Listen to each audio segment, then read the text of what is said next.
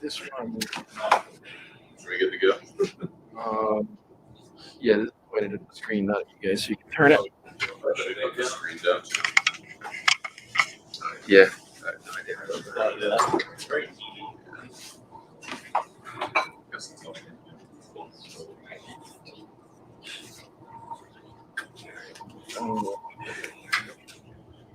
Hello, we are Team 1 working on the Cam Crusher. This week we laser cut these beautiful parts that you see on the table in front of you. We've worked on preparing a list of the stock material that we need for when we make our final prototype for the class. Our goals for next week are to determine the final design of the cage. It was initially kind of like a wire, and we're planning to move to like using an acrylic cage so that we can just laser cut it. Determining a mount for the crusher, how we want to mount it to a board so it can be more like easily articulated without flying all over the place. Some problems and challenges we faced this week was very limited time with the laser cutter. There was only like a 30-minute slot available last night, so that kind of held us up with our progress, but we still got a lot done in that 30 minutes.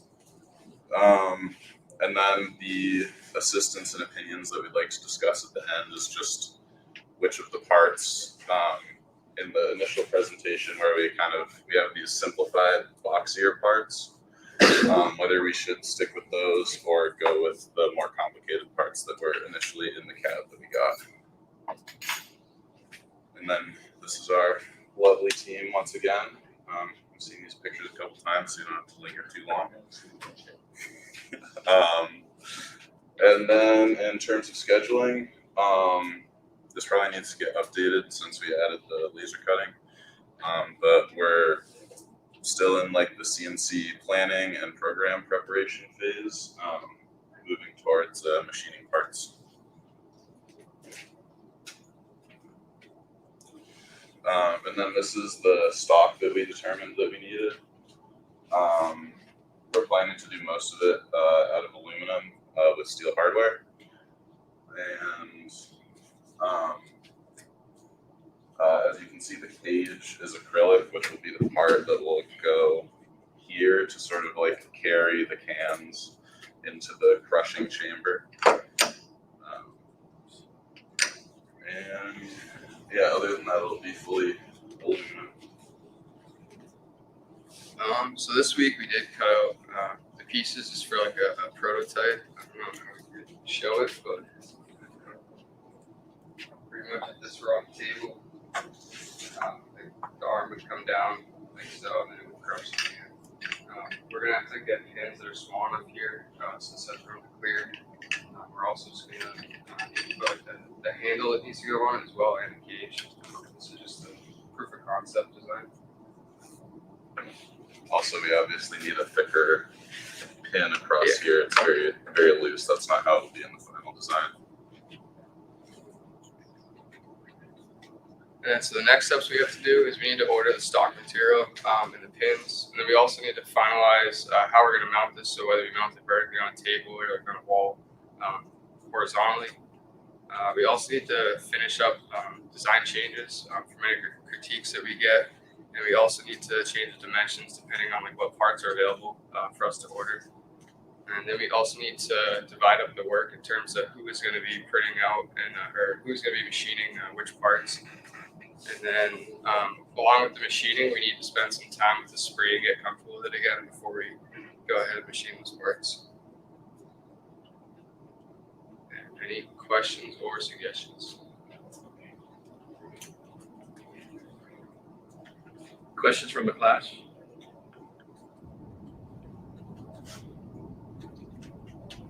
You guys have any questions? Did you go back to the materials slide? So, have you tried to price any of this? There was one of the things we did last week was good, like MasterCard, and find out how much these things cost. So make sure that you get the costs of these things. You say nuts, bolts, and pins. you need to specify exactly which nuts, bolts, and pins you need, how many of them, and stuff like that too. And so this is about, so the focus of the class is computer-aided manufacturing, right? So I think you put on your plan there that you need to familiarize yourself with the spree. You definitely need to do that.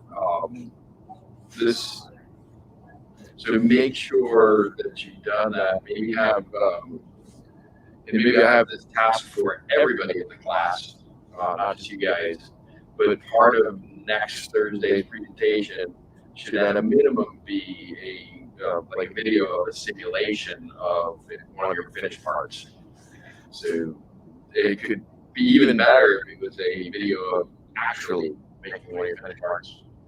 But you guys you won't be able to do all of the machining in the very last week, right? So you're gonna have to start making parts, pick the simplest part in your design and get it into a spree, get the code for it, go get a machine and cut the part. I think Gary should try to have a part made by next week, but at a minimum have a simulation for the presentation. So make sure you find out the cost of these things. I think your 2" by 6" or the 6 by 7 by 3. I think that's a pretty expensive piece of material. Yeah. So you should figure that out. And which part is that on your model? The handle mount. So can you point that out here? Well, it didn't make it into this one. It's like a more complex shape, but it's basically like where you grab it at the end of the handle. So that's like the handle. Yeah. Yeah. Okay. The handle itself. The part that attaches to that long piece, and then the handlebar goes. Okay. Basically, it kind of looks like the handle on like a shovel. Sure. It seems like an awful big piece of material for that. Yeah, we could probably. But it's without having looked at the drawings. Yeah. Because that'll be like 90% material removal on that then. Because you just need like a Y shape. Yeah. It's pretty thick. But yeah, it would be a lot of material removed still. Yeah. Okay. Anyway, so think about that. Maybe simplify that. Maybe hold your hand the other direction. And right in the piece that is the lever arm, machine like a grip at the end of that. Might be a simpler way to make that part. But all right, anything else for the class? Okay.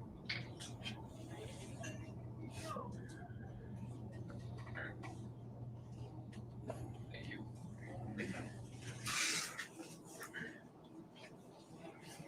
Oh wait, sorry. What were your names again? Jack. Thank you. Can you just make an announcement? Just I forgot to make an announcement this morning before class started. You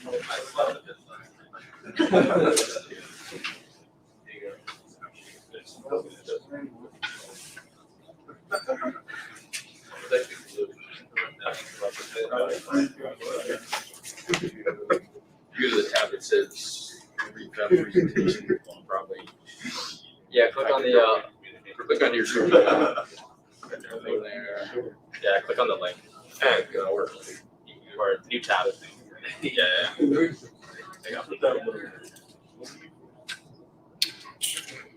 that looks right. All right, worker 2, I'm Cooper. And I'm David. So you probably want to raise your voice a little bit, just to make sure the mic picks it up. So we're group 2 on Cooper. And I'm David. This week we met with Professor Bergstrom to discuss the operation of the mill feed machine in Washburn. We also looked at scaling some of the CAD model specifications to better fit the processes that we want to use for machining our parts. We did some discussions with the professor, and like you mentioned, we talked about getting the simulations at the very least for a couple of the parts by next week, and again, having everyone ready to machine parts in the coming weeks. And all of us are refreshing our experience with this spree as well.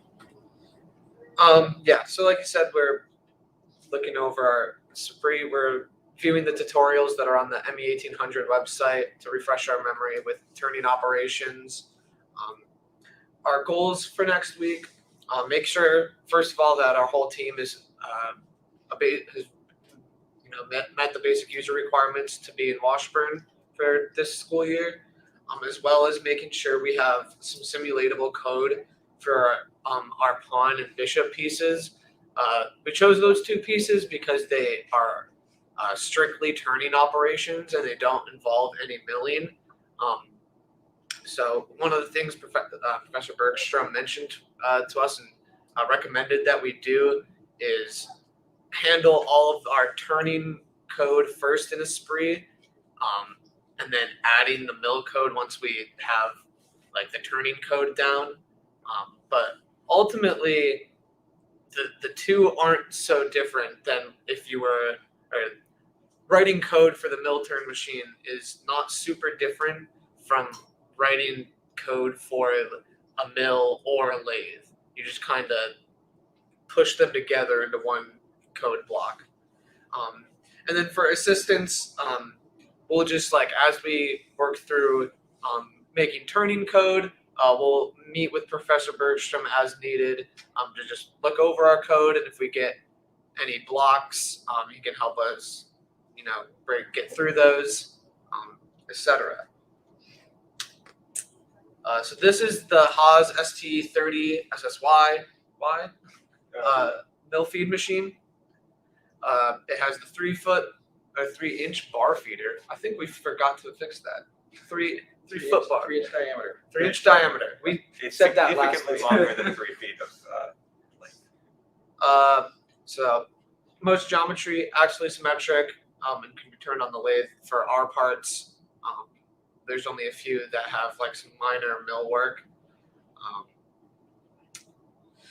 It's a 10-inch chuck with 13, almost 14-inch maximum cutting diameter and a cut length of nearly 3 feet. 30 horsepower, bore spindle, all these good things.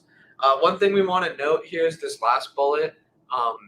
For the milling tools that are in the tool holder down here, it's not physically limited to a 3/8 mill bit. You could put larger bits in there, but there's just not enough power that can be delivered to the drive for those tools to power anything above a 3/8 mill bit. So we have to stick to bits that are 3/8 inch or smaller, just due to that. Next slide. Yes. Yeah. So there are a couple things that just need to be noted when using the machine, because of the way that the tools are spaced and some of the length of some of the tools.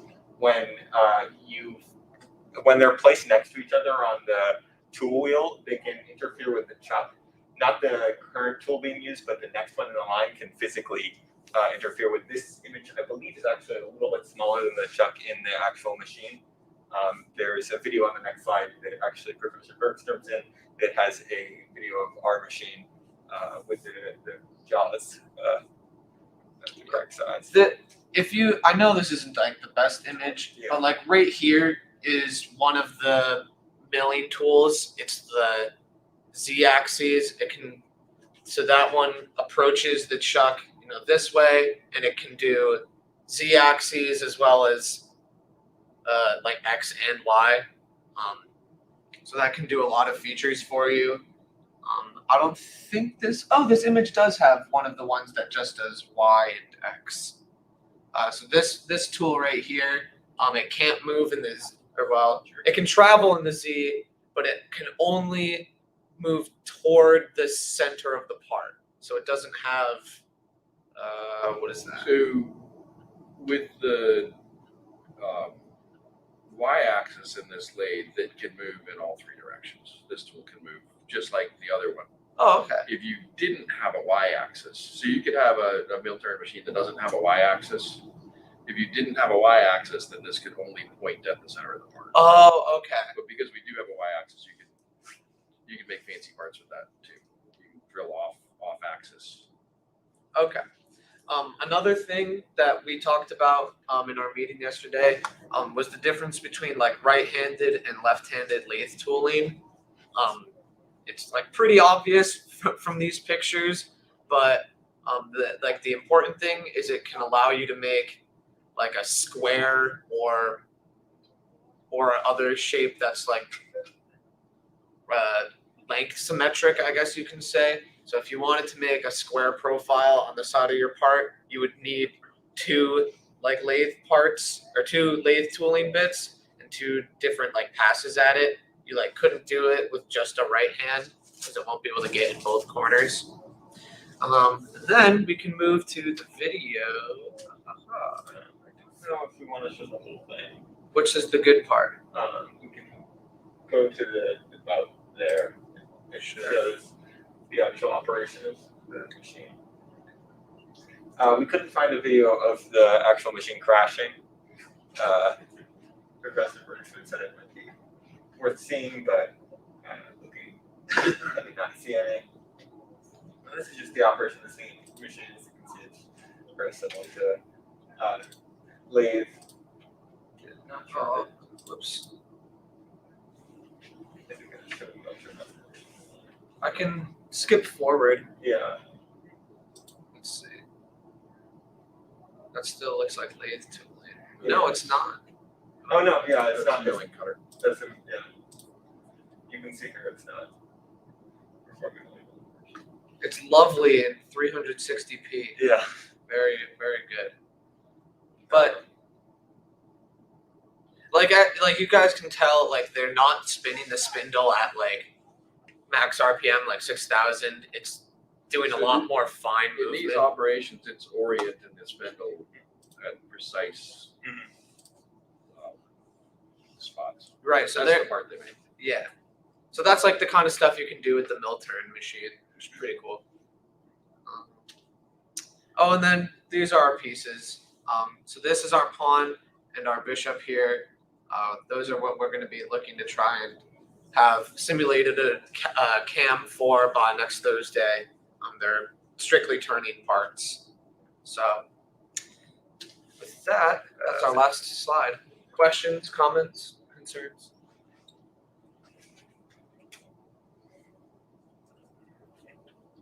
Doesn't that one seem a little sharp if it's going to be right out of My roommate told me that. He said I should put a ball on the top. That's a legitimate concern, and I think it might be worth either just making the point less sharp, because if we're making it out of aluminum, it's basically a weapon. Just fillet it. It'll be Yeah, fine. I have two designs for this piece, one with larger fillets and one with smaller ones. It'll become less sharp the first time you drop it. Yeah, that too. It's only aluminum, it's not going to hold a super sharp point. So, how many people in your group again? I can't remember. 7. 7 people in your group again. So, have you got a plan for how you're going to divide up the work between the 7 people? Yeah, the plan thus far is I don't need to know what the plan is. I'm just asking if you have a plan. yes, we have a plan. All right, so that's going to be important to make sure that everybody gets a chance to do something, right? And that everybody gets does something that's worthwhile. So for next week, you're going to have at least done some simulations. I think you could actually make some parts for next week without any trouble. I probably on my calendar have time on Monday afternoon, so after this class is over. Yeah, I've got some time on Monday, Tuesday, also after 12 o'clock or so. Yeah, I think we were gonna meet as a group, or at least some of us, and work on cam on Sunday. Yeah, and you probably shouldn't all try to, find a time when you can all be there at the same time, as long as everybody's got a task. So you're gonna work on it on Sunday, on campus, or you're gonna try to get in the lab? I think we're. I don't know. The plan was to work together on the Okay. Yeah, just if you're working on the weekend and you need to get into the lab, you need to make sure you find a lab monitor that's going to be there and let you in and all that stuff. That's all right. All right. Anything else from the class? Comments, feedback? What? Could you go back to the slide, the first slide? This one? Yeah. Yep. This one. So problems. Yeah. All right. So it's limited experience with the spree. So everybody should just get on there and just start Yeah. making code for parts. Again, focus on the turning stuff. This sounds great. Thanks. Group 3.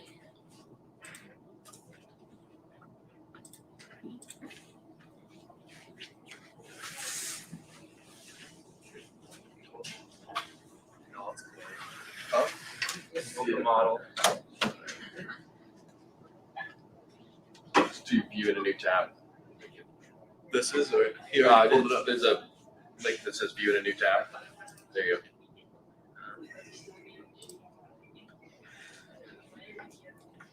All right, so we're team 3 and we're doing the handcar project. I'm Chris, that's Connor, and the rest of our team is scattered. That's Bradley and Kyle.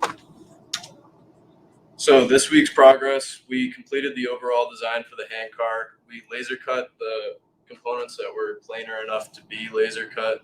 We assembled the current prototype, which really we didn't because none of the parts were as planar as we thought.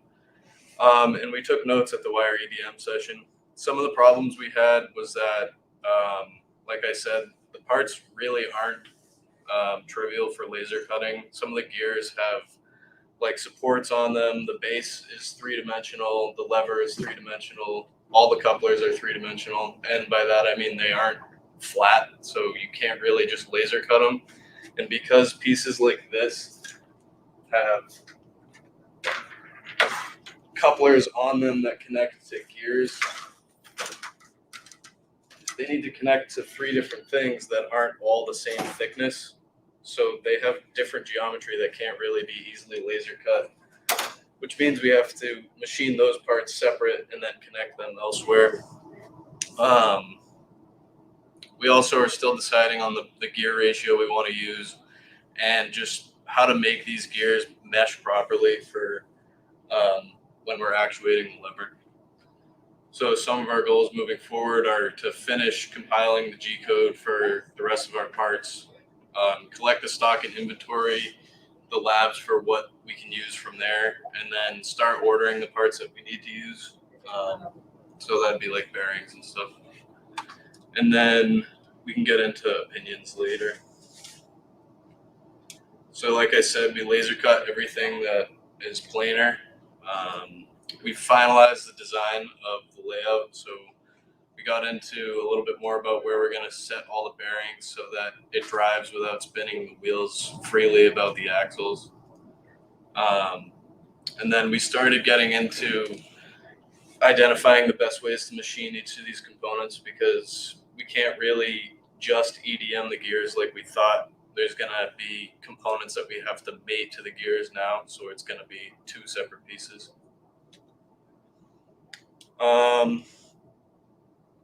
So some of our challenges, if you can see in like the lever here, can you see the mouse? Yeah. So these 2 pieces here wouldn't have a grip if we tried to laser cut it from this face, which is the only way we could include this connector here, which is one of the linkages for the whole drive mechanism. So we would need to laser cut this flat piece and then the 2 handles on each side, and then have a pin going through there instead of just having the pin fastened to or as a part of the initial piece. And then if you look down here at the gear, you can see that there's a coupler that mates it to the like the holder, I guess, for the axle. So that makes this gear not planar, which means you can't laser cut it. Or you would have to make this part separate, the coupler separate, and then laser cut the gear. But you still can't do that on a laser cutter because it's 3-dimensional. So for our goals moving forward, we want to decide each of the manufacturing processes from the components. This has kind of helped us narrow that down. We're going to end up putting all of that into a spree, finding those paths, and then compiling the Gcode for all of that. We're going to put in the orders for the parts. We have the bill of materials from last week, and we're going to then find tracks or some alternative idea for what this can go on. So one thing we were considering was we found these bearings, which are cheap relative to what McMaster Carr was offering in terms of their What size those are? That's just an image of their like main thing, but the ones I was looking at were 1 inch outside and 1/4 inch ID, and they were like $1. Yeah, and I've got to the bearings that go on skateboard wheels. Yeah. I've got a couple boxes of those. Okay. You can just have those if you change your design to fit those. Okay. Sounds good. And ceramic too. And then there's also, with our wheel design, the possibility of driving off rails. So we could kind of utilize some sort of grippy rubber thing that we could line the wheels with in order to just kind of allow for more stable applications where you could just drive it on a table or something. Yeah. So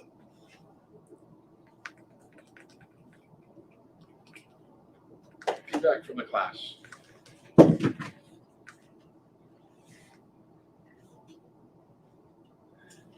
You're back to your title slide there, or whatever it is, the first one. There you go. So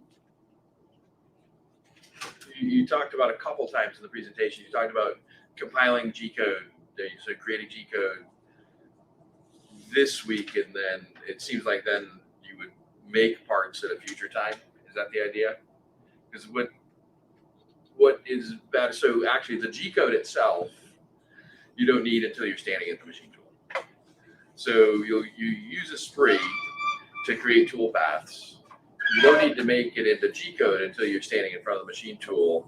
And in fact, that's really a good practice because you don't necessarily know which machine you're going to use. And it's the post processor that's part of the CAM software, but it's really like a separate thing. It's the tool that interprets what the CAM software thinks the toolpath should look like. It's the tool that takes the CAM software's internal, they call it a cutter location file that it uses, but it takes that cutter location file and it turns it into the code that this particular machine can accept. And they're not all the same. Even all the Haas machines that we have on campus don't all have the same post processor because they have different features. The mini mills, for example, the tool change position is at Z0, but there's a positive 4-inch riser, so they can go up from the tool change position another 4 inches. So there's a positive Z value possible in the mini mill, and there are no positive Z values possible in like the VM2. So it doesn't. So if you use the mini mill post and then try to run the program on the VM2, it won't run. It'll alarm out on the first line of code that tells the machine to go up to Z+4. So I wouldn't worry too much about Gcode, but I think what you meant was to work in a spree. And rather than compiling a bunch of programs, make a program for one part, make the part. You'll get much better at programming if you're making parts as you go. You'll figure things out about how it works, how different things are happening. This is to all the groups, not just you guys. I thought of it when you were up there. So don't think you're going to do all the programming and then make all the parts. So find the simplest part in your whole thing and make some code for that simplest part and go make the part, and then move to the more complex parts. With your parts, so like the gear part of it, you may put in the EDM to cut the gear part of it, right? But you may have to machine it before you get it to the EDM. So that's all steps in the process, right? So you may have turning and milling and EDM all in the same part, depending on which part it is and what the shape is. And I guess the idea with with laser cutting wasn't so much to make it exactly like the thing you wanted, but to make something that emulates, so sort of prototypes or simulates what you want, just so you can see how the pieces are going to fit together. So I think it was still a good exercise. Yeah. Because it allowed you to picture it differently and understand the differences anyway. So anything else from the class? Your idea about changing the wheels is interesting, but are you sure it would still move? Because look, I think the mechanism is like designed for a low friction environment. So I don't know, that was just one thought I had. I mean, if we make the gearing so that there's enough torque transferred to the wheels, it should be plenty fine. And as long as we have high friction wheel on any surface, it'll be good. Yeah, if you reduce the size of the wheels, I think you'd be fine. Yeah, we planned on using fairly small wheels anyways, because when you look at trains, they're huge compared to tiny wheels. You have a chat also from Noel. Is welding an option? I think that's referring to when you were talking about like the handles and stuff, or the parts on the gears. These? Yeah. Yeah, so this is going to be aluminum. So if we have access to aluminum welding, we could do it. But I was also thinking we could potentially even just make these flat so that they're like coplanar with the rest of the lever. But then we would still need to work on this, so that could be aluminum welded, or we could just, I don't know, come up with a different plan for that linkage. It'd be two pieces. Yeah. You'd have the bar and you'd have a pin that you press into it, right? Well, if we have the planar like eye looking down on it, you know what I mean? Yeah. Then this in the middle wouldn't work, and this wouldn't work. So if we tip it 90 degrees and look at this face, then it's still not going to work. So no matter how we laser cut it, it was never going to work, which was kind of the problem going into laser cutting it. Well, you could have broken it up into three parts, and then Yeah, we would still not be able to have that eye. Very good. Because you do it the other side up. So we would need to cut this face not round, cut this in half. Right, put it yeah. in But the I guess middle. my point was that it doesn't have to be exactly the thing that you wanted to make. It's a representation of it, right? It's a model of it. So, but anyway, that's fine. I think there's always a different way to make it. Yeah. And so you can be open to those changes. But I think you're fine. That wasn't the primary topic. Since it's like a tiny little hand crank thing, have you and you don't have any tiny people stand on it? Have you considered like putting in a motor or anything to drive it? Bradley had talked about that, I think, a little bit.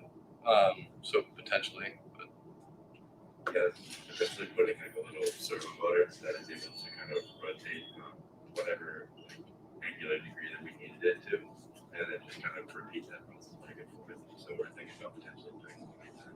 You can really train a mouse. Mice are pretty smart. If it's bigger, you might need a rat. Just replace one of Even the gears smarter with a than little mice, hamster apparently. wheel. yeah, that'll work. All right. Anything else then? All right, group 4 then. Is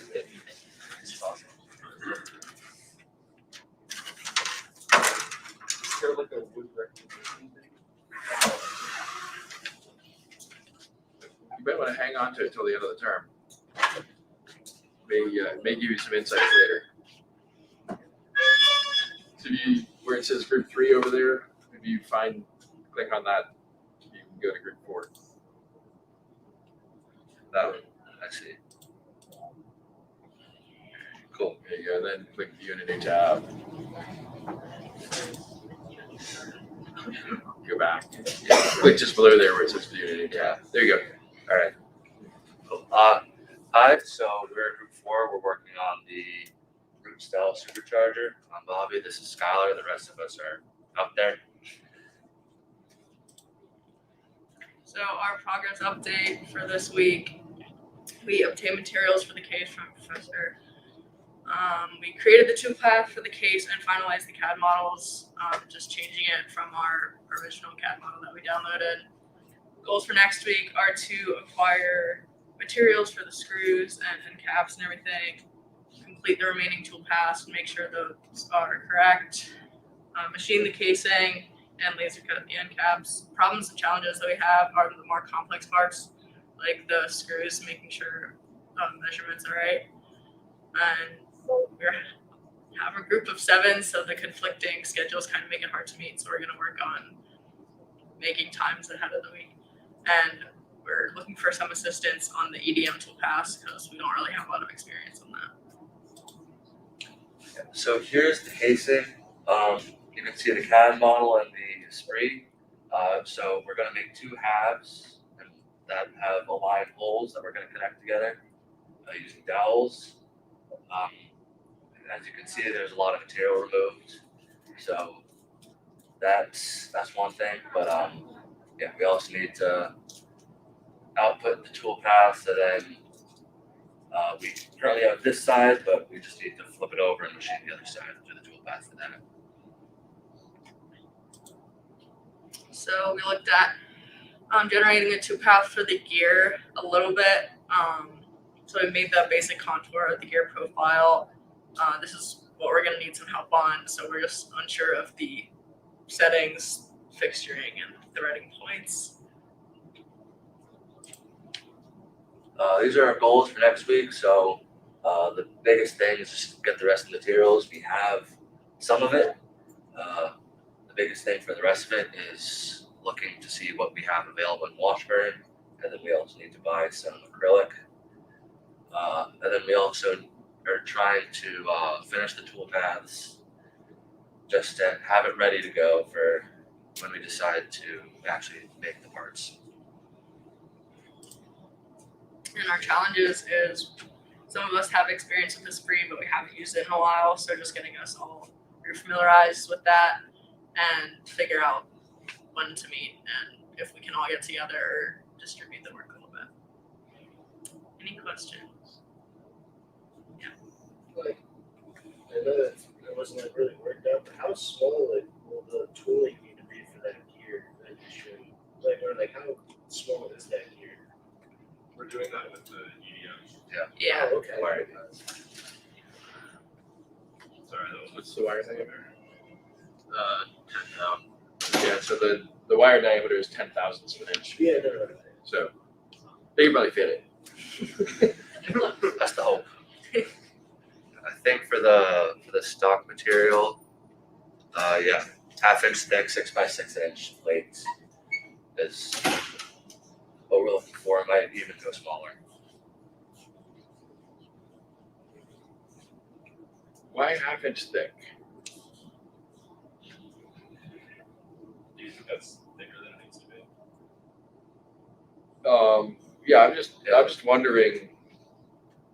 Maybe we often pick numbers like 1/2 inch and 1/4 inch and stuff like that, just because it's the number that comes to our head. And again, it's not an engineering design class. If it was, I would want you to justify the thickness based on some kind of stress calculation. But yeah, I'm sure we got something around that'll do that 6 by 6. We'll work with you to find As I said, we can go smaller. Yeah. These are just kind of numbers we have now, just to get an idea. Yeah, sure. So my question is kind of for you guys, but also for the professor. So I know that you had concerns about using wire EDM to make gears, but what about the plasma cutter? How precise is that? And is that more efficient? It does. The question was, could you use the CNC plasma cutter to make the gear parts? And I'm thinking that the surface finish that it's going to leave on the end of the part is going to be undesirable. So it'll be, the EDM is the right tool for something like this. Unless, I mean, they make machine tools that are specific for making gears. They call them hobbing machines. So you can cut these gears also. but we don't have one of those machines here. So the equipment we have on hand, EDM is definitely the way to make these parts.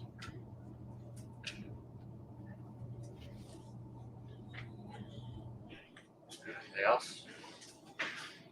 If you guys want to go over what was this new stuff that you had questions on? Was that for the EDM or the tool Yeah, path? the EDM. Yeah, just if you want to set up a meeting with me or something. Okay. My Outlook calendar's up to date, so just send me something.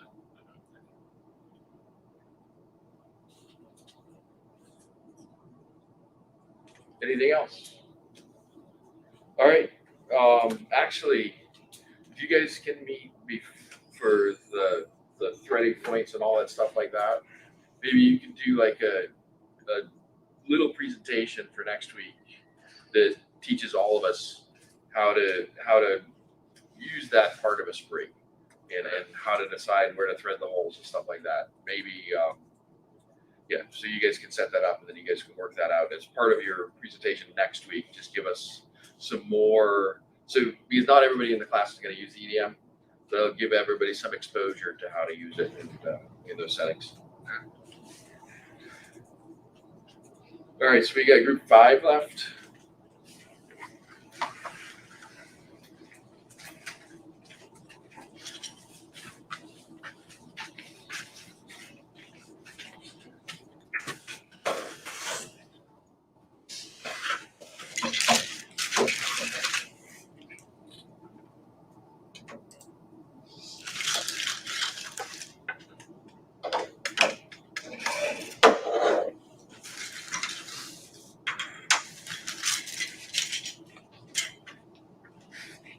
Okay, so we're group 5, and so this week we focused on getting started on our Esprit code.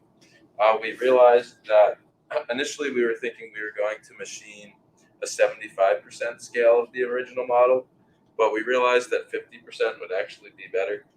What we 3D printed for last week was 50%, so the final model is going to be roughly this size, or actually it will be that size.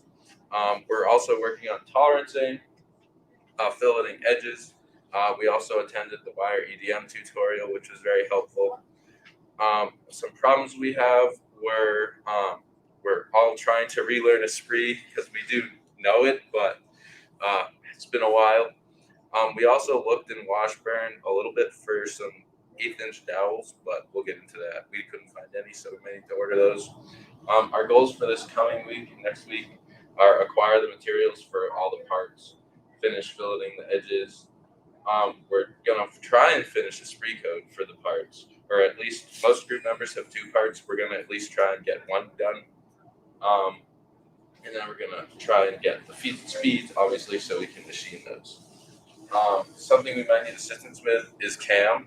Are the CAM help hours posted in the classroom at the back of Washburn accurate, or is that just written on the board? I don't know what it says on the board, so I can't answer that question. Okay. But it is Wednesday, Thursday evenings. Oh, it is. Okay, so yeah, that's what it said. I know I was planning to go like tonight. I think during the day on Friday too. But I'm not. Okay. Cool.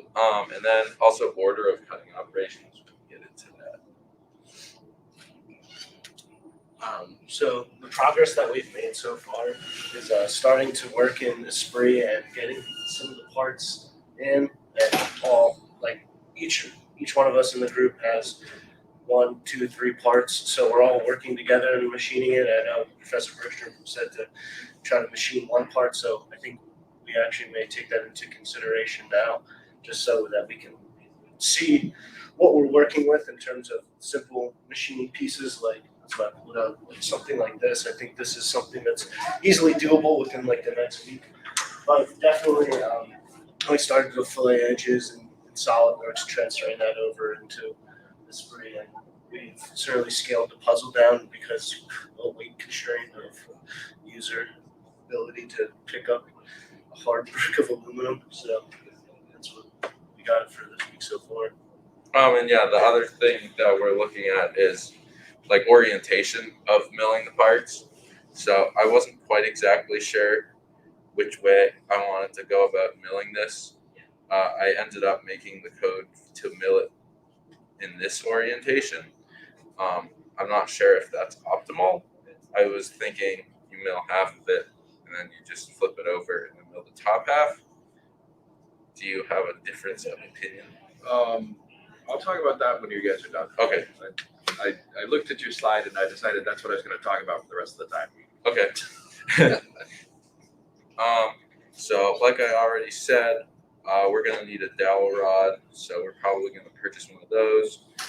We do need to find blocks of wood so that we can start making the parts once we finish our cam. One of our challenges was solving the puzzle once the parts were machined, because we couldn't figure out how to put that together. So we found a nice little diagram. yeah, I reached out to the designer on GrabCAD and he sent us this. So bless. So now we sort of have the answer, although this looks pretty complicated. So we'll figure it out once it's made. And then obviously a spree, because we don't know exactly what we're doing. I guess, and then the goals for the next week is to finalize everything in a spree, and certainly to start machining all these pieces, and at least having like a couple pieces that are simple in geometry to get the ball rolling, and to really move forward with the next pieces of geometry that are going to be a little more difficult to either machine with milling or with wire EDM, which is going to come like a little later. But again, that help session kind of got us. Yeah. Questions and suggestions? I know you had your hand raised. You said you were gonna. I was just thinking it might be useful to try to assemble it before all of it's done, because if there's an issue with the tolerance or something, it'll be apparent before you go through assembling it before all the pieces are finished. Last class we meant to bring this in before, but this 3D printed version kind of gave us an idea of tolerancing, and this is like how we moved along with filleting some of the edges and some of the design aspects, because, for example, this piece is really nudged in here and we can't really get it, but that was tolerancing also on like the 3D print itself, and we looked at like the files and there's no really built-in tolerancing, so we from this application last week, that's how we moved forward. If that is, I don't know if that answers your question. Okay. Anybody else? Anything else? Oh, yeah. Did you like measure that 3D part to see like where things have shrunk and everything like that? Usually 3D printing, you'll show your parts will shrink. So, Oh, okay. We did not. That's a good idea. Yeah, we should. usually like male ends will kind of expand and then female ends will shrink. Yeah, we'll definitely have to measure with some calipers. Yeah, Good idea. we didn't do too much measuring. We did a lot of sanding.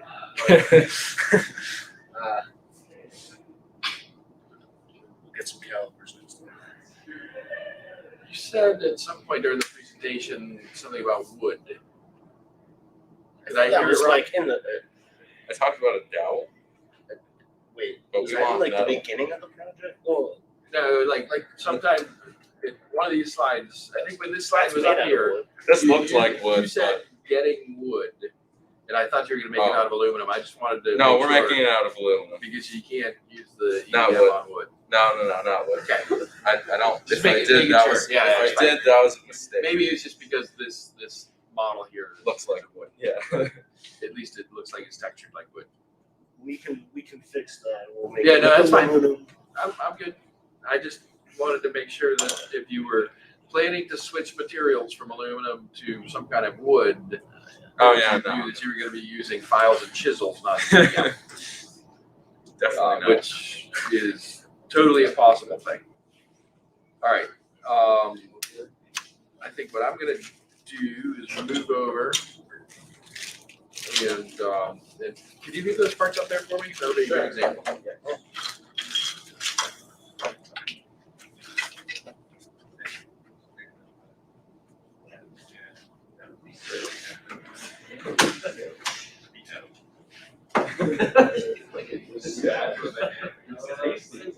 Oh, sorry, what were your names again? Sam and Brian. Sorry, you said it yesterday and I just corrected you guys. All right.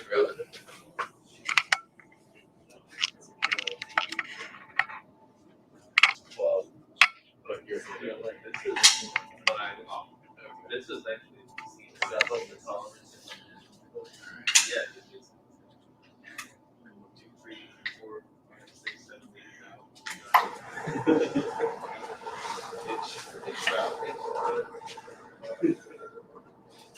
This still got some glare, but it's much better. I guess not sunny days are better for the glare in here. Yeah, I need a little powder to get rid of the glare, I guess. Okay. I should have left your slide up that had your Esprit thing on it. Is it still open somewhere? Oh, my bad. I closed it. Sam. It's all right. I can get back to it, right? CNC machining or assembling. I'm not sure. Assignments. What's today? 27. I want the February 3rd, and I want the presentation, right? Assemble it with a little foil. Speed grader. That was group 5 that was up there last, right? Okay. This one. So if you just made a very fancy metal cube, Bang it together. Oh, yeah. That one I had to like bang together. That one. This one. All right. And is that part one of these right here? Is that one easily to get out? It's this red piece, right? The red one should come out pretty easily. I don't have to solve the puzzle, do I? yeah, you just pull it out. Oh, I see. Maybe. Wow. That was really All right, well, you guys can see the red part, right? Yes. And that's this part? Is that true? Yeah. Okay, looks sort of like that. I really like to hold this with my hands up. Oh, look at that. If I pull hard enough, it'll come out. Snap fit. Just need a bigger hammer. Snap. That's typically the engineer's solution anyway. Get a bigger hammer. All right, so this is the part. And as you've got it in Esprit over here, you've got an oriented, well, the green arrow, I think, is positive Z. Is that true? Anybody know? I can't remember. Oh, did I do it backwards? Well, it's upside down, but I think it's fine because it's symmetrical that way anyway, right? So you've got it here like this. Let's just assume that it's right side up. So you got your part in there like that. And so looking at it from the top down then,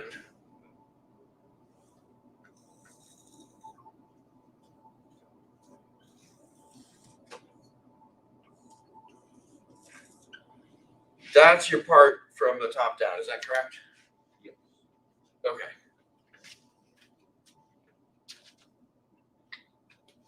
All right, so this is our part. We're looking at it from the top down.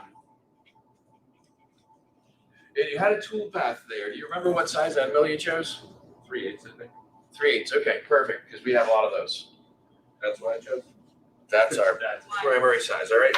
And what's the, what is that, like 3 inches ish? I believe. I want some. 3 by like 0.5. Yeah, that's what it looks like, about 3 inches. Right, so that makes that probably about a ½ inch or something like that. Yeah.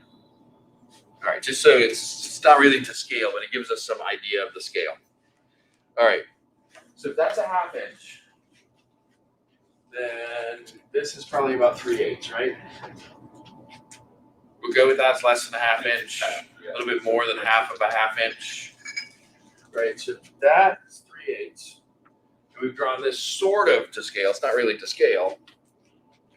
And our tool is red.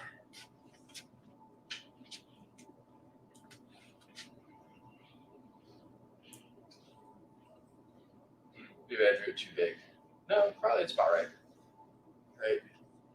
So the tool path then, let's just draw what that tool path will look like when it goes around.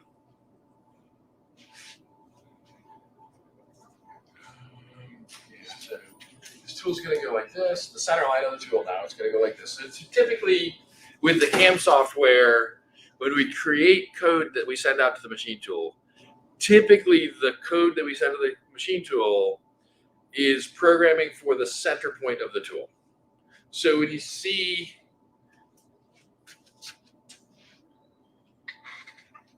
here that it's got this red line that sort of stops, goes around, and there's an arc there, Right, so this red line here, that's where Esprit thinks the center of the tool will be as it does that tool path. Okay, so let me draw this, turn that off. It's amazing technology.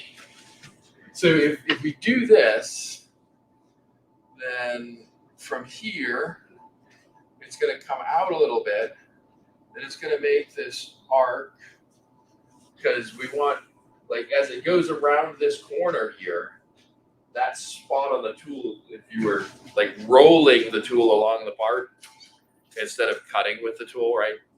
So that point would sort of stay in place. So it would be from here, and it would make an arc to come over to here in a straight line, right? And then it would make an arc, and then come a straight line here, arc, right? All that stuff is easy, right? The outside corners is gonna get to that spot there, and it's going to make an arc around. So when you do this toolpath here, you're going to leave behind that material. Right? So, yeah.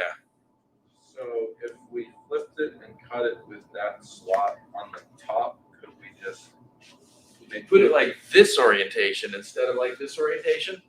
no opposite of that? Well, so remember, we're looking down.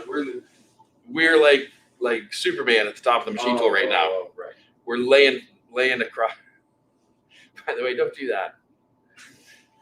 The tops of those machines, they're like the coolant, like the mist goes in the air and then it settles on stuff, and it's got oil, and yeah. Don't lay down on top of the machine tool. Like, you won't be happy with yourself if you try that. And it's slippery, and you'd probably fall off, bang your head on something. So don't do that. But if we imagine that we're laying on top of the machine tool right now, or we've got our belt hooked on to the spindle, don't do that either. Right? And so you're like Superman inside the machine.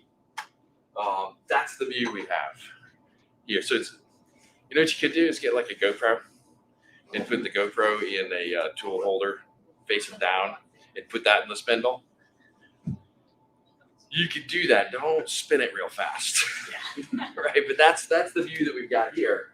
And so what I would do is I would totally take this part, flip it that way. Right? And in that case, so let's draw what that toolpath would look like. And I think this might be a good exercise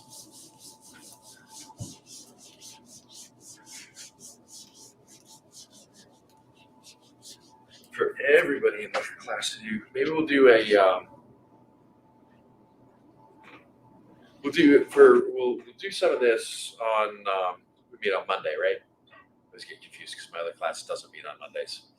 So on Monday, one of the group activities that we'll do is going to be to have you guys manually plan out some tool paths for some parts. I get a bunch of sample parts, and you can sort of go through what the Gcode needs to be to make that part. It's real simple stuff.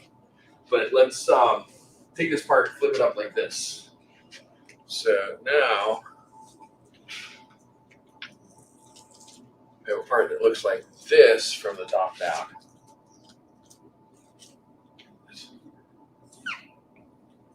Right, so if we take our top view and we come down to the bottom, harder to do in the machine tool to like make the spindle move to the other side, but it's just to show the other view here, right?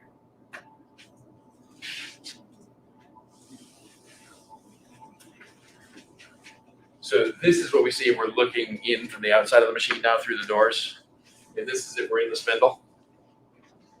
So your tool path here,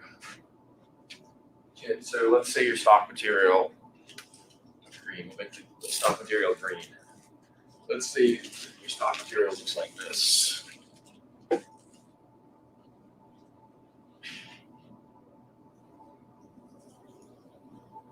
Right, so that makes sense. So you're gonna remove the stock material, leave behind the blue part, right?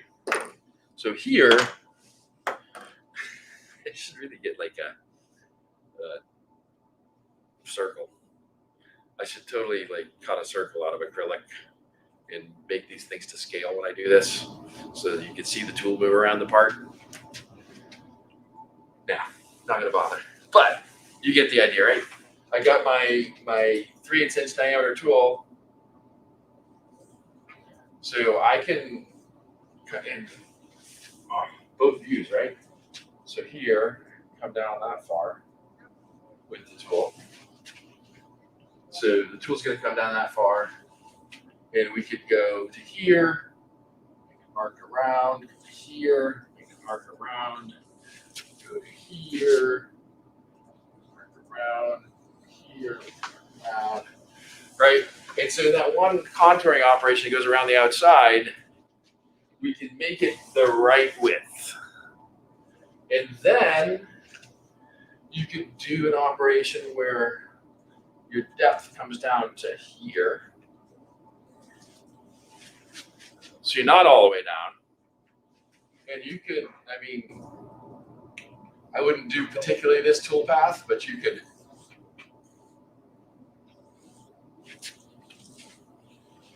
right? I wouldn't do that particular tool path. I would, what would I do? I would do something that was probably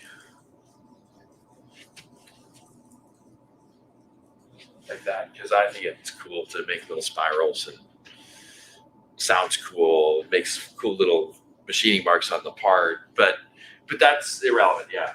So would you suggest that, like, for stock material, this part, would you suggest that we have like a little something to hold on to? And so, yeah, I purposely drew that stock material taller, because then you can hold this in the vise when you make all these operations. So you've got the whole part finished in one setup, except it's too tall. And it's got a flange at the bottom, right? Because we only had this tool come down this far. So because we were holding on to that part, it was in the vise. So then you can flip it over 180 degrees, clamp on the part that you've machined in the vise, and run a tool path that just faces off this material here. Yeah. I know you said like do like one piece like at a time, but would it be, could you do like multiple just facing operations in a row? Like, So your idea would be to, if you wanted, so say you had all the parts done, you know how to make them, and you just want to do like a production setup. Yeah. And so you could get a bigger piece of material.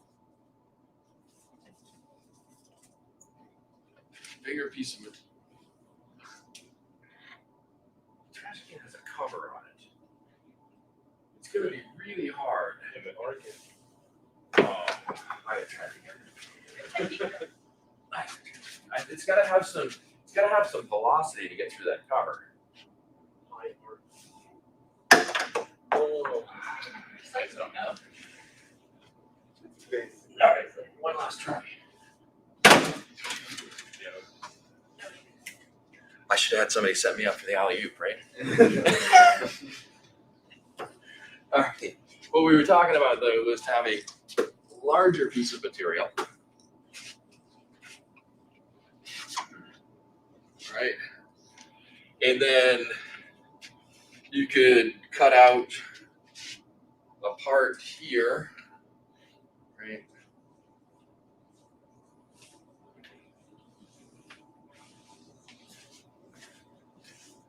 You can cut out that part here, and then cut out a different part over here while you're clamping the whole thing in the vise. That's what you meant?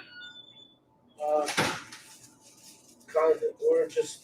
You can put another one over here, as long as you got some space between them so the tool can fit between them. So you can do that, and it kind of makes this particular setup a little bit more efficient. But then when you go to flip it over to remove the material on the backside, how do you hold it? Well, because like That's the hard part of that thing.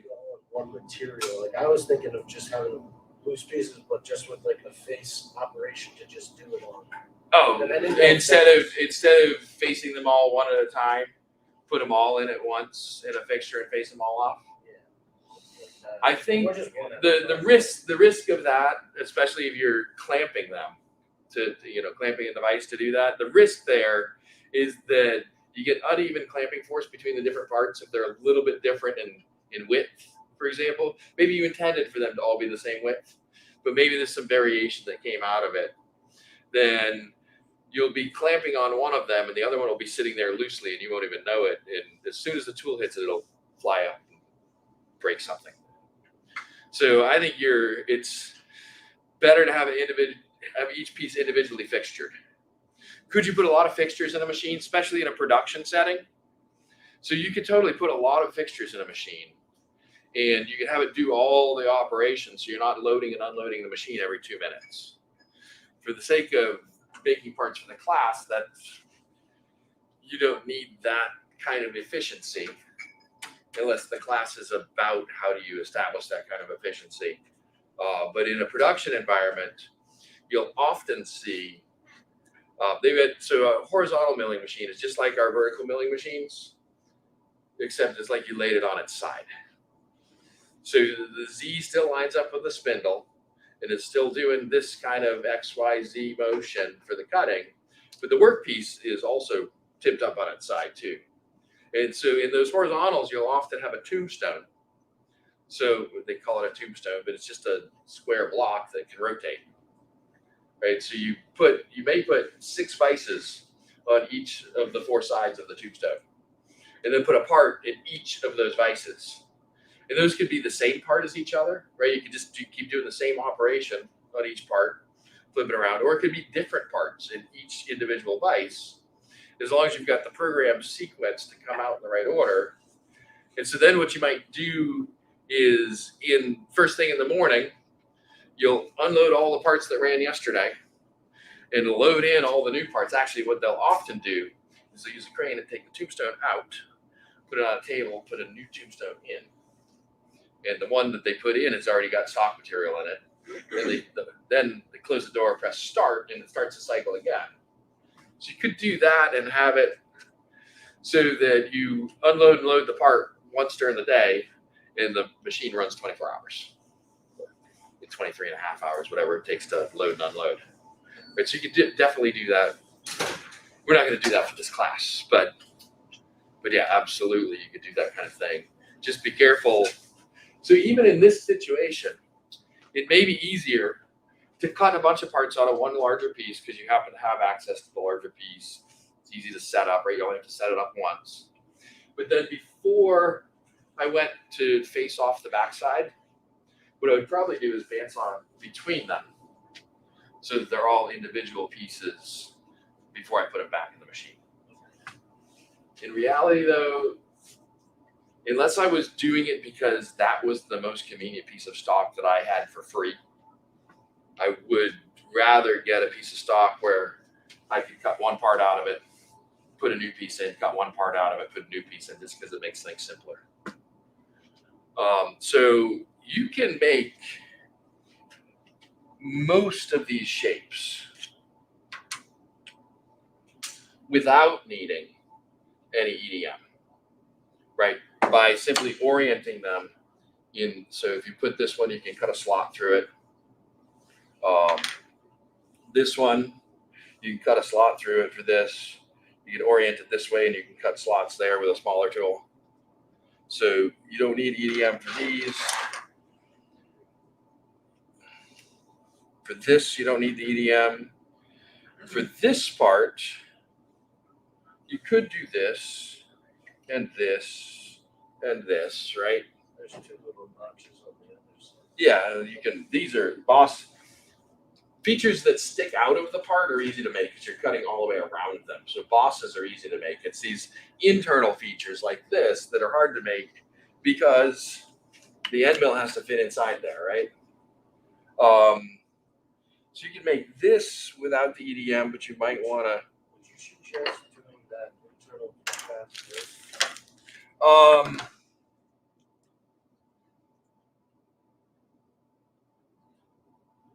Rather than last.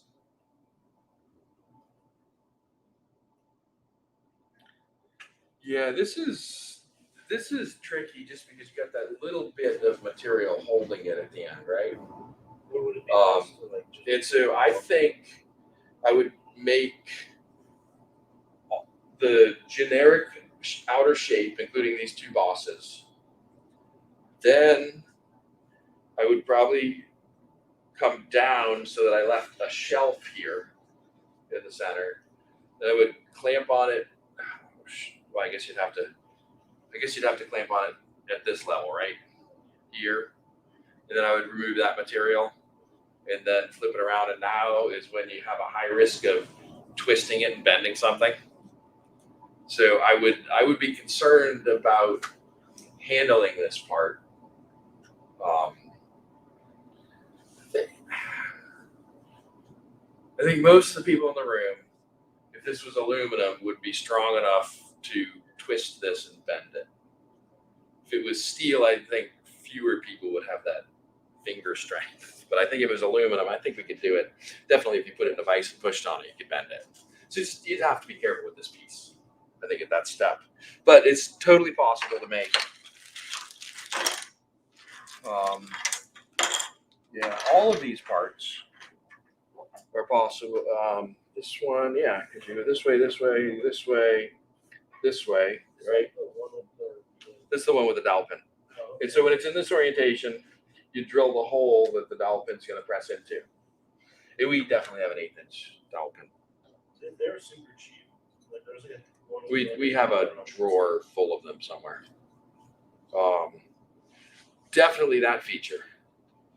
You're not going to have a round tool make that feature.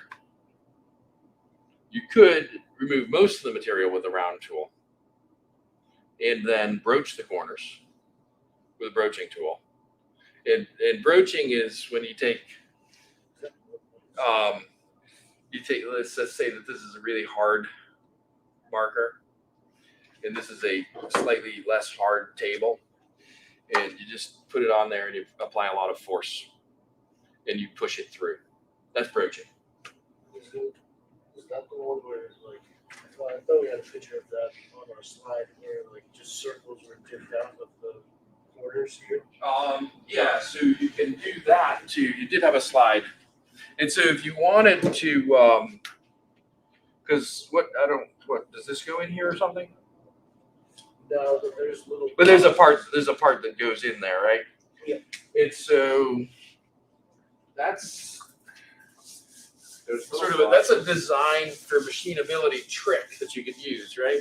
So if you absolutely need to machine it, you're going to cut it with an end mill, and you've got to have a pocket. And so if we were looking at the outside of the part, and then we've got a mating part that's going to go into a pocket that's here, and our mating part has to have square outside corners. If for some functional reason, the piece that's going to go in here has to have square outside corners. So what you can do, and it has to locate on these sides, right? So it has to slip in there, it has to locate it, because you can just make this part a lot smaller, because this, when we machine it, is going to have some radius, right? It has to, because we're using a round tool to cut in here. It could be a smaller radius if we use a smaller diameter tool, but it's going to have a radius there. So you could just make this part smaller enough so that the corners go like this, right? That's not very satisfying, is it? No, and it'll get jammed in there because you'll have it a little bit crooked. It'll get stuck in there, so that doesn't work. You could modify this part, have a radius on it.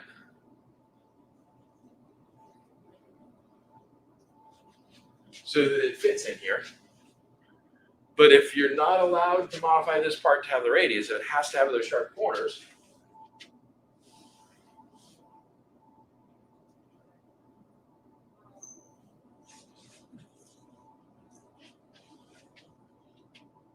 You could drill a hole at each corner before you make the pocket with your end mill. And then you end up with a shape that looks like this, that this square part can then fit inside. It'll still locate on these surfaces, but it'll have some space around it out there. So you could do that and get around the problem of your round tool. So those are some design changes to try to make it easier to do basically 2D milling to make these kind of parts. And so you did have a slide that showed a part like that. You can totally do that for some things. What if I couldn't stand the aesthetic of doing this?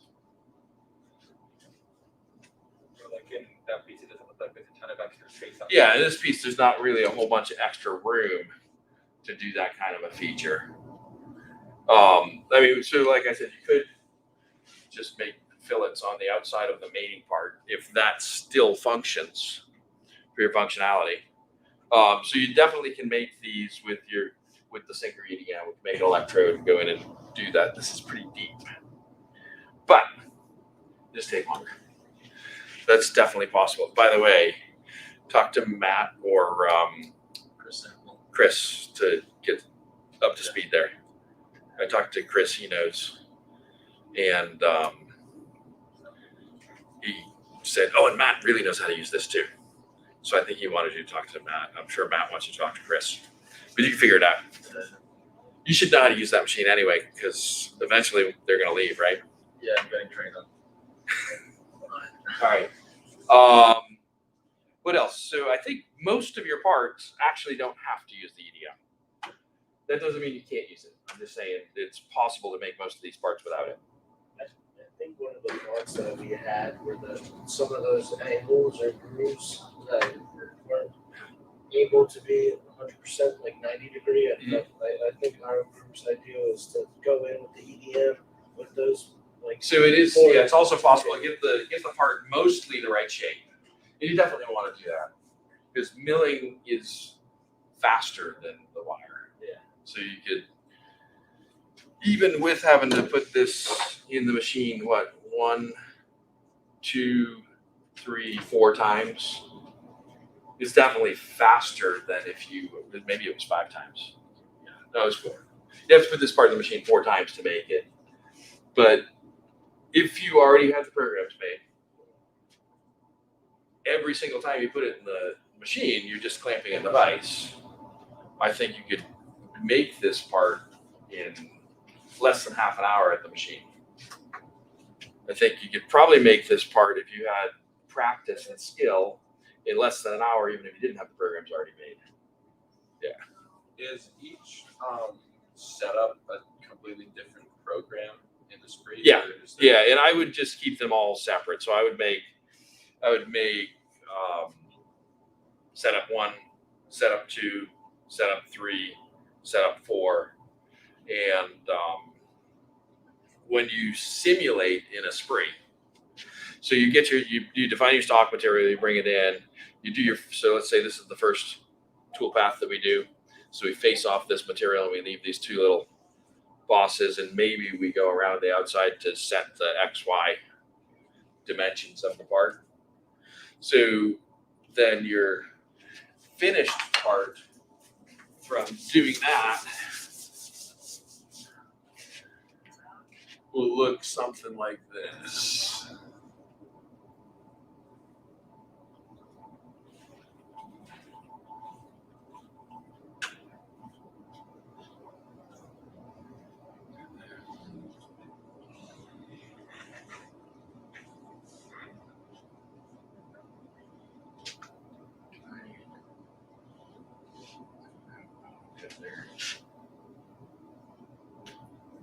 Right, it's going to have this little flange around it. at the bottom, because you will have clamped it like this, and then done this, and I didn't draw the two bosses. But you know, they stick up on the top, right? Well, let's say we forgot to, and we just face the whole thing off. It'd be a scrap part, but you might want to still use it to test the other operations. Right, so when you're done simulating this in a spree, you'll have a piece that looks like that after you simulate it in the program. There's a button right on the simulation toolbar where you can export this as an STL file.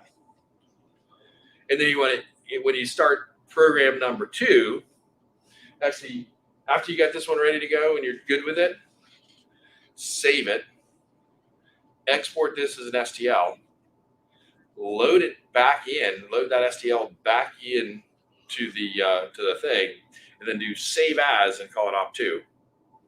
So op1 now exists as a separate thing from the op2 one. Then select all and rotate it, or delete all the tool paths, because you don't need those tool paths anymore. Keep the tools and stuff, but select all, rotate it to the next orientation, and then set that STL that you loaded in as the stock material. Then create your new tool paths, and then just repeat that for all the different setups. That way, you know exactly what that stock material is going to look like for each step in the process.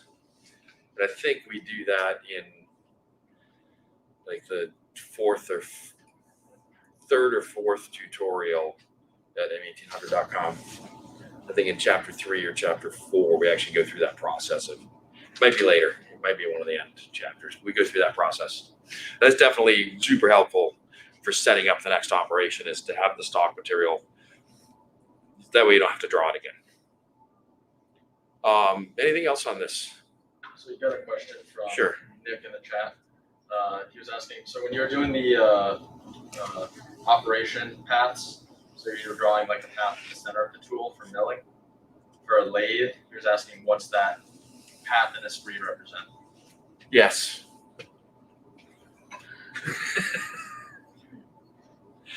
I believe it represents the tip of the tool as it contacts the workpiece.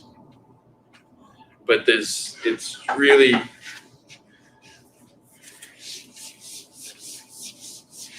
there's a setting. So as we look at so if I get a lathe part here,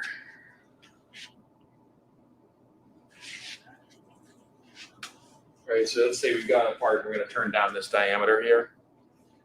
And so the tool path, and so here's my tool in green.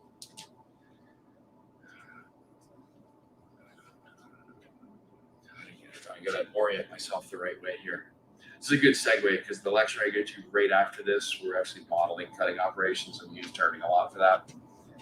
Like the next lecture I have is about this stuff, but not about drawing the tool path. So the cutting tool, all right, so we see the rake face here, okay. All right, so I see the rake face here. I'm looking down, I mean, in our CNC lathes. So in a manual lathe, the tool would be over here somewhere. It would feed in that direction to make this shape, and then it wouldn't be able to fit over here, right? If I had this tool, it would get to this far, and then it would leave a surface like that. In our CNC lathes, because they don't want to have all the turret and stuff on the operator side of the machine, they just rotate this stuff back to the other side. So in the CNC lathe, you see the bottom of the tool when you look inside, not the top of the tool. So what I've done here in my diagram is rotate it back around this way, okay? So the tool path, let's say we did this in 3 passes. The tool path, and let me pick a different tool, a tool that can actually make this feature. A tool that looks like this.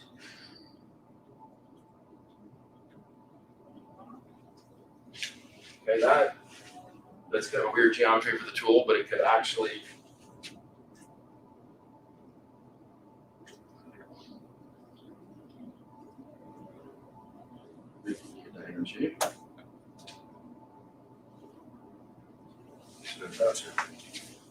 tool, it's gonna feed this direction, right? So the tool path will be for this point right here. Here, then it'll probably feed out, wrap it back over here.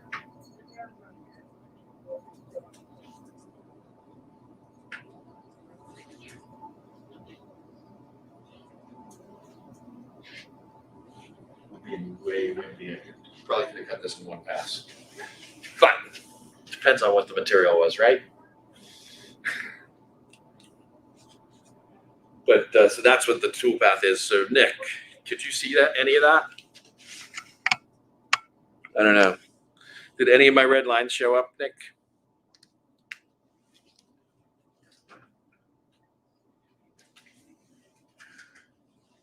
We'll figure it out.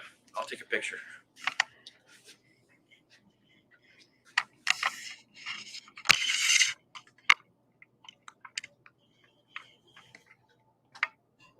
Still not sure if any of it shows up, but all right, perfect.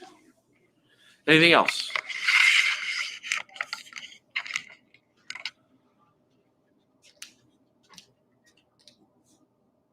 I think we're done then. See you guys on Monday. Everybody next week should, at a minimum, have a simulation and a spree of making a part. I would prefer if you actually have a part. Next Thursday, not Monday. Yeah, next Monday we're gonna do some in-class stuff. But for next Thursday, yeah. You took a picture of that? When they were just asking for it. Before you race it. Or actually, Take a picture. my phone camera's cracked. I want to try it out. Oh, never mind. I got one. I just don't know where my phone is. Here we go.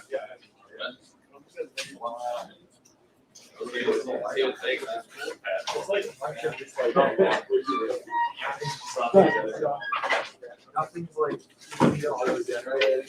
Yeah. You just need to have this all.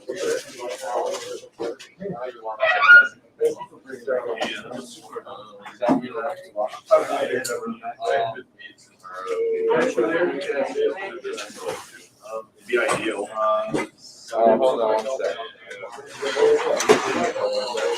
Just take it.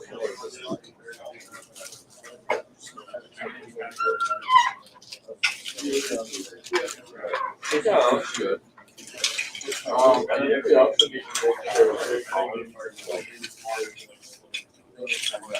Yeah. It's you said because then I can better than it's now because sometimes it's really good at whiteboards, but in this case it wasn't. But yeah, I've taken the picture and I'll upload it to our page. Cool. I just sent we put it on the today's announcement for the lecture.